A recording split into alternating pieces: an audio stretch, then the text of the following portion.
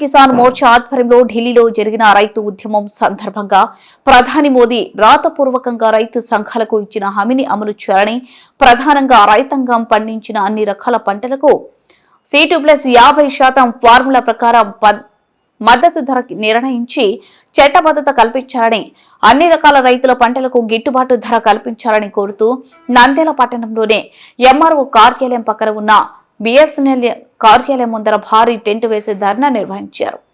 అనంతరం జిల్లా కలెక్టర్ కు వినతి పత్రం ఇచ్చారు. ఈ కార్యక్రమంలో ఆంధ్రప్రదేశ్ రైతు సంఘం, కౌలు రైతు సంఘం, వ్యవసాయ కార్మిక సంఘం, రైతు కూలీ సంఘం, రాయలసీమ సాగునీటి సమితి, CITU కార్మిక సంఘం జిల్లా కార్యదర్శులు మరియు వివిధ మండలాల రైతులు పాల్గొన్నారు.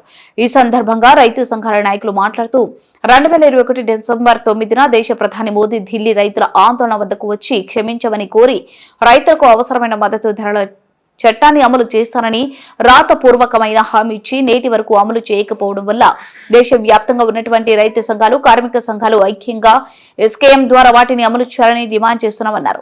మన జిల్లాలో వరి ధాన్యం పండించిన రైతులు బస్తాకు 1000 రూపాయల వరకు నష్టపోతున్నారని, మిర్చి ధర 21,000 నుండి 10,000 రూపాయలకు పడిపోవడం వల్ల ఒక క్వింటా పైన 11,000 రూపాయలు నష్టపోతున్నారని స్వయంగా జిల్లా జాయింట్ కలెక్టరే మార్కెఫైర్ ద్వారా కందులు, జొన్నలు, మినుములు, మొక్కజొన్నలు మద్దతు ధరలకు కొనుగోలు చేస్తామని చెప్పడం తప్ప ఆచరణలో సకాలంలో అమలు జరగకపోవడం వల్ల మధ్య దళారుల చేతుల్లో రైతాంగం తీవ్రంగా నష్టపోయారన్నారు. పెట్టుబడి ఎక్కువ, రేటు తక్కువ రైతులంతా ఆత్మహత్య చేసుకునే పరిస్థితి ఏర్పడింది. కందులు అయితే మరి అధ్వానమైన పరిస్థితి. ఎందుకంటే మెట్ట ప్రాంతంలో ఉండే కందులు 7,000 చిల్లకే వచ్చే 12,000 దాకా అమ్మినట్టు ఈరోజు కందులు రైతుల పరిస్థితి అదే, జొన్నల రైతుల పరిస్థితి అదే. అందుకని ప్రభుత్వం వెంటనే ఇవన్నీ గవర్నమెంట్ రేట్లకు కొనాలి. మార్కెట్ దాంట్లో అదే అటు చూస్తే ఇది ఒక సమస్య.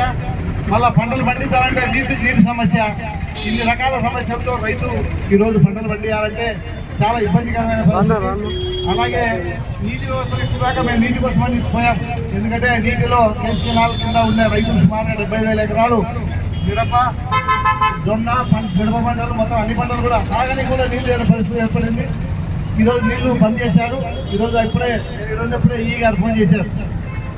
నీళ్ళ కోసమే నేను వచ్చాను, ఇక్కడ మినిస్టర్తో మాట్లాడానికి వచ్చాను, చాలా ఇబ్బందికరంగా ఉంది అంటే, లేదు సార్ చాలా పరిస్థితి అధ్వానంగా ఉంటుంది, ఇక్కడ లేకుండా ఉద్యమం పెద్ద రూపంలో